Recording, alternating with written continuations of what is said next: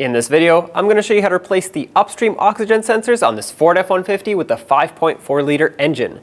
Keep in mind that the location of the O2 sensors might be different for the other engines provided with this truck. If you need this or any other part, check us out at oneauto.com. Let's get started.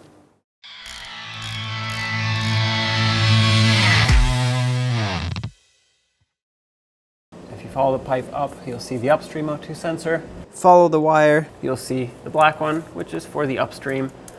Pop this out of its retainer so you can hold it a little bit better, and the connector, the lock for the connector is actually on the back side of it over here. Press the tab, pop this out, and then just unhook the wire from all of its retainers. Just like that, and pull it out. With the wire set aside, let's get our O2 sensor socket on the sensor and see what happens. Hopefully we don't have to use heat for this one. Make sure that's fully seated like that. You don't want to force it too much. If it doesn't go and you feel that it's stripping out the cutout here, don't continue, because then you're in for more trouble.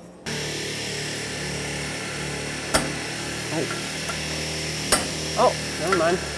I got it. Broke it free. Get your socket off. Remove the sensor.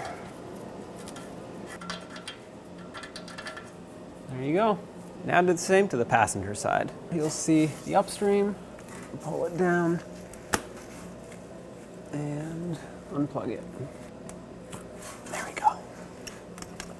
And let's get the passenger side Upstream disconnected. All right, let's see if the wrench will get it. This is a 22mm wrench, by the way. Oh, okay, I think something good happened. There it is.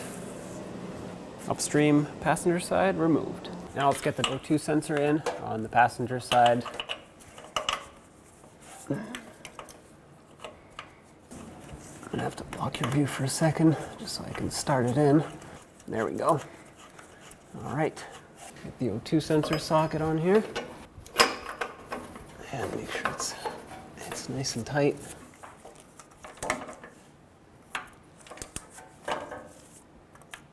There we go. And let's connect the Upstream, which was the black connector. Okay, make sure that's clicked for sure. All right. And resecure it onto this retainer so it doesn't flop around. There we go. And the Upstream, same thing, apply some anti-seize. Make sure the wire doesn't get too twisted here. All right. Get the O2 sensor socket over. On this one, it's a little more difficult to use the wrench. All right. Make sure that's nice and tight. Oh, make sure the O2 sensor socket doesn't fall off.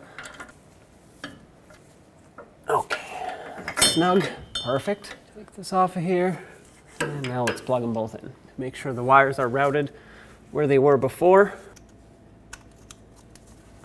Make sure they click, and secure them.